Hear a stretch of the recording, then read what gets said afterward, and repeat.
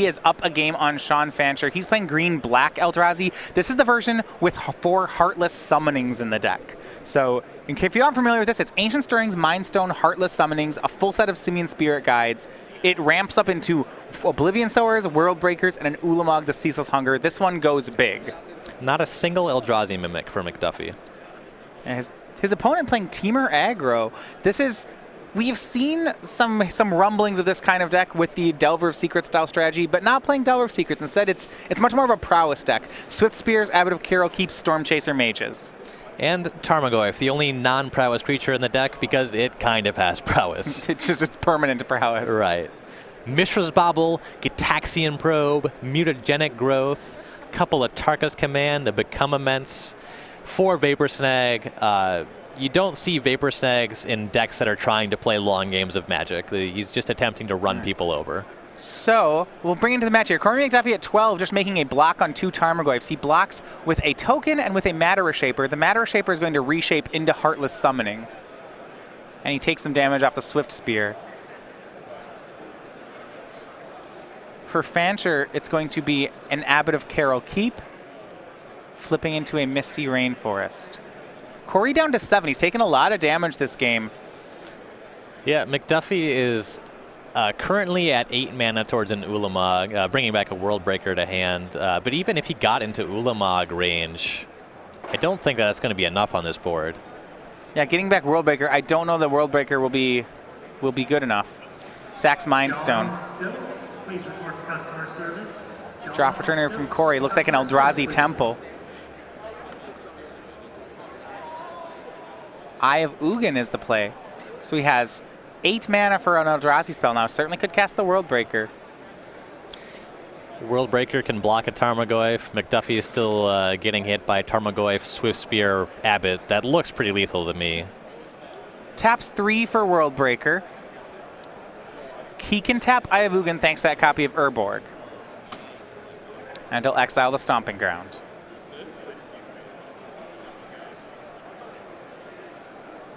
What I do like about Heartless Summoning is it pairs really well with Eye of Ugin. Not only are these things that create mana for you, but they create reusable mana. That's true. Say if he had, for example, this turn he could have played World Breaker, Reality Smasher, which is 17 mana worth of cards. Right. And notably, the inclusion of Heartless Summoning specifically makes it impossible for you to play Eldrazi Mimic in your deck. Not having Eldrazi Mimic actually diminishes the stock of Reality Smasher. Not to mention that if we're playing Reality Smasher and we control Heartless Summoning, it's just a 4/4. Well, this deck certainly is going bigger. 4 Reality Smashers, but then Oblivion Sowers, a full set, World Breakers, and Ulamog. He wants to go bigger. Right. The Smashers in McDuffie's deck are really just more a concession to the fact that you have to play spells to let you cheat on mana than anything. He's really just a Ulamog deck. All right, a swing from Fancher. Corey blocks one of the Tarmogoyfs with World Breaker, but a Mutagenic Growth from Fancher will trigger Prowess and take game 2 to even things up at 1 apiece. Play draw seems huge for this Prowess deck. You're playing a lot of cards that are not worth a spell.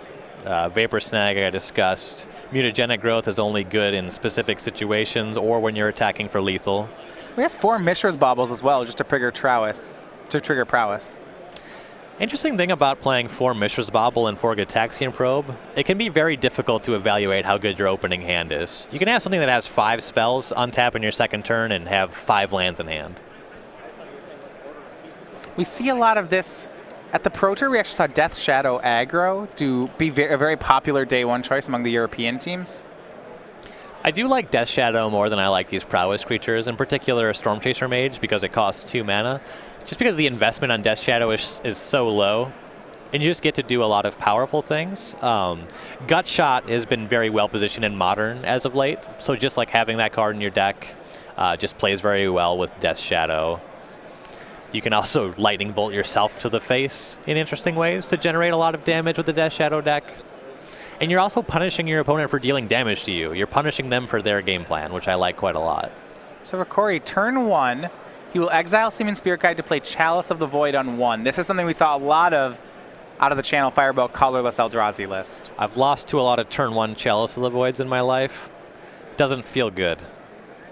And Corey, look, has no plays on turn 2. He's putting a lot of stock in this Chalice of the Void if he's going to keep a hand like this. Yeah, that's kind of wild. They don't have deck lists, so McDuffie, I imagine in his seat, I would think that Sean had Delver of Secrets in his deck. Fact of the matter, Sean has 3 different threats that all cost 2 mana.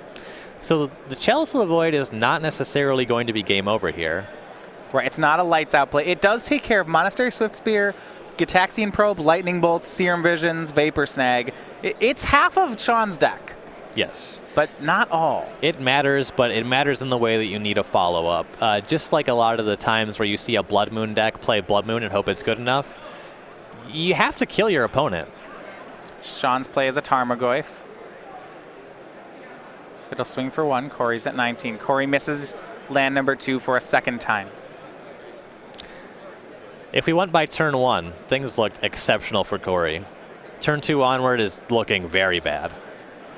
Well, now he will hit the land on turn 4. He'll play Heartless Summoning and pass back. So a double ramp spell for Corey. Sean with a pair of Tarmogoyfs. They're still just 1/2s at the moment, though. Right. A Lightning Bolt for sure in Sean's hand that's not doing anything. So the fact that the Heartless Summoning would put a potential Thought-Knots here into Bolt range, not really going to matter in this game. So it's definitely possible that McDuffie can untap and just play creatures that are better than Sean's. Now in Sean's seat, how do you feel? He has a Gitaxian Probe and a Lightning Bolt of just casting both of those into Chalice of the Void here. It would put an instant and a sorcery in the graveyard. Yeah, there's no reason not to, right? Out of the sideboard, he has access to Ancient Grudge. Unclear if they were brought in. Also, there's only 2 copies, and with your Serum Visions turned off, you can't dig for them. If you draw them, great, but you can't wait for them. And that's exactly what Sean will do. You saw him pay life for the Probe, cast a Lightning Bolt. Now the Tarmogoyfs are 3/4s, and Corey's at 12. Corey's draw a 3rd Llanowar Wastes. Has 5 mana available for a creature. And it's going to be Thragtusk. Thragtusk is a big game. Only a 4/2 in play, so it does trade with any creature on Sean's side of the table. Leaves behind only a 2/2 because of the Heartless Summoning. The Heartless Summoning does come with a second cost where all your creatures get -1/-1. There's a couple of Roasts and a Harvest Pyre in Sean's sideboard. You know, Roast has been really interesting to me. Playing some red-green decks and trying to think how I could beat the Eldrazi deck, Roast has seemed like a good go-to card. Yeah, kills Thought-Knot Seer, lets you draw your card back, kills Reality Smasher. It's a card that I've seen. You can't really commit to 4 just because it's not a very powerful card relative to the format, but it does do what you want to do in a lot of situations. Sean's play, Abbot of Carol Keep will reveal Abbot of Carol Keep. Second one reveals Storm Chaser Mage, that's no help, but Sean continues to add creatures to the board. Abbot into Abbot is pretty good here. Those 1-drops are not going to pump them for attacks, but or they are going to pump them for attacks. They're not going to resolve, but they definitely matter.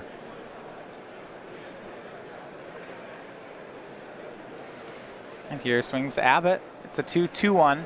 Sean does not want to offer up the Tarmogoyfs for a trade, just wants to swing Abbot right now. Corey's draw is an Urborg. He's up to 6 mana. Yeah, I guess Sean really wants a creature to die in combat here, so those Tarmogoyfs can be 4/5s. So you are giving McDuffie time to cast more things that matter. This Chalice on 2, for example. All right, with Chalice in 1 and 2 for Sean, that should just about do it. Now this actually, I do want to back up though. Playing this Chalice for 2 for Corey's going to have some unseen side, some disadvantage. Sean can cast a Storm Chaser Mage into the Chalice for 2 and pump both his Tarmogoyfs with it. Right. So with that Gitaxian Probe, Sean now has 5 3-power creatures. With that second Gitaxian Probe, he has 2 3-power creatures and 3 4-power creatures. So he just cast 3 spells into the Chalice. He has a lethal attack here. So McDuffie is actually dead. And there you have it. Sean Fancher, Tamer Aggro, takes down Green-Black Eldrazi.